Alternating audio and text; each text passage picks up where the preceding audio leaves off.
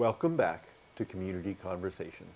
I'm your host, Steve Mantis, and my guest today is Anne Magiskan, the Aboriginal Liaison with the City of Thunder Bay. Welcome back, Anne. Thank you. Now, you told us a little bit about the strategy and your job title, and on your blouse, you've got a little logo, and is it Mamawe? Am I saying that right? Mamawe. Mamawe. Mamawe. And what does that mean? All together. All together. What a beautiful concept. So the logo of our office, the Aboriginal Liaison Unit office, was created by our Elders Advisory Council. So we do have an Elders Advisory Council that we meet with once a month, with the exception of July and August. But other than that, we do meet with them to get guidance and direction, to give them updates on what the work is that we're doing in the broader community. And again, they're there for guidance and direction for us. We've tried to maintain balance within our Elders Advisory Council. And when I talk about balance, I talk about the male and female balance, which is, again, part of our culture of Ojibwe people. That balance, we have 3 male elders and 3 female elders. We recently just included youth in our council as well. So we have representation from 2 youth council members that have joined us in the past 3 months.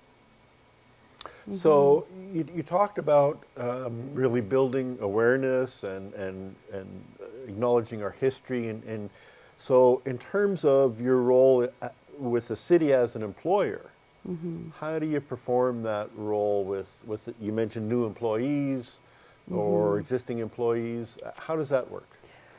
So when we talk about sort of the work that we're doing with existing employees with the city, or with the corporation, I'm sure that you have heard about the film that we produced through our office in partnership with Thunderstone Pictures, Michelle DeRosier. Right, we had Michelle on the show last week. So we were fortunate to have worked with Michelle just over 2 years ago on the Walk-A-Mile Film Project.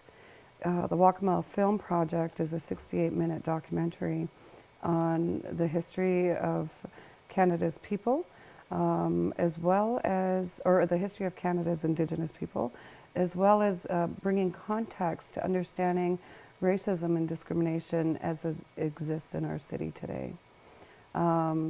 You know, having been raised in the city, we experienced racism as young people growing up here. It hasn't changed a whole lot. In fact, to be honest with you, it has gotten worse. Is that right? From when we were raised in the downtown South Core. So the racism and discrimination against Aboriginal people in the city of Thunder Bay has certainly been growing. And what does that look like? What does that racism and discrimination look like for real life on the ground? It could be subtle. It could be very subtle, where you don't even realize it's happening. Because so many of the stereotypes and biases that people carry are so embedded in our everyday living that we don't realize we're even displaying acts of racism or discrimination in some cases. When I talk about discrimination, I think of the homeless man, you know, that fell down 3 times while trying to cross the road, and very few people wanting to come to the aid of that homeless person. Because of whatever stereotype or bias they might be carrying.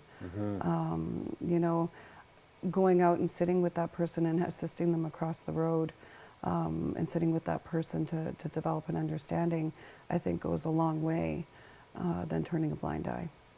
Indeed, indeed. And I know my partner has worked in healing and wellness and trying to help people sometimes find an apartment, and has found that for First Nations people, it's very difficult to find a landlord who will rent to Aboriginal people.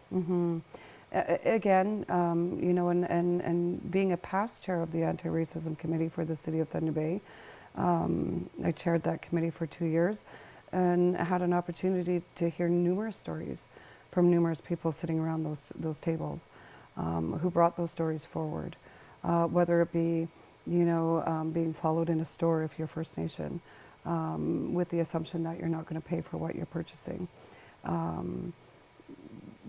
So again, just blanket assumptions. But people need to realize, we're also homeowners. We're also part of the workforce, a huge part of the workforce. People need to understand that, or broaden their understanding with what Aboriginal people are bringing to the economy of Thunder Bay. We need to look at the DGP that's being brought in by the Aboriginal population. Upwards of $450 million per year. No, wait, let's stop there again. $450 million is added to the economy in Thunder Bay through the participation of First Nations people. $450 million. $450 million. That's a lot of money.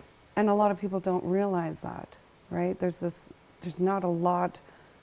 no thinking beyond what you see, right? And no thinking beyond the biases and stereotypes that are so embedded, right? So Sure. broadening that understanding. So a lot of times I get the question, well, how is that? How is that? Well, think about the conferences that come to our city through whatever mechanism.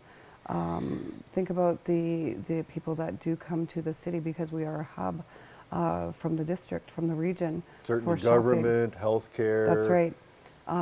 Business. When we think of our First Nations people coming in from remote communities, they're coming in most cases for seeking health care, furthering education, employment opportunities, right? So you're seeing an influx of people moving to the city. So broadening again that understanding, what is being contributed to the city's overall economy. So you talked about demographics.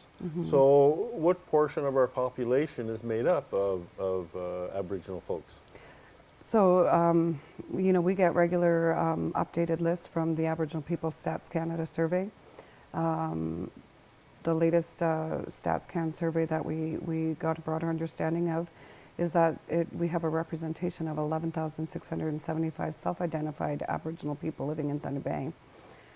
They then break that number down to self-identified First Nation, Inuit, and Métis. We know that those numbers are not accurate because there are a number of things that prevent people from filling out those surveys. Language barriers, homelessness being a part of that issue, no fixed address, transient. So we know the numbers aren't accurate. We estimate the number to be sitting around 22,000 or even higher. So we're looking at somewhere between 15 and 20% That's right. of our population is First Nation. That's right. So how is that represented, say, in the workforce for the city of Thunder Bay? There was just a survey done, and of course, again, all surveys are done by people who choose to fill out the survey. They're not forced, it's by choice. Sure. So we recently did a survey for the city to understand the demographic of city employees based on minority groups, Aboriginal people, and people with disability. And so at that last point of time, or that last point of count, we have an understanding that we have 5.5% Aboriginal people within the City of Thunder Bay's workforce that have willingly self-identified. So it sounds like Aboriginal people are underrepresented in terms of employees in the city. Based on what the survey said, Sure, keeping of course. in mind that not everybody will self-identify Right. for their own reasons. So once again, we need to take a short break. Please stay with us and we'll be right back.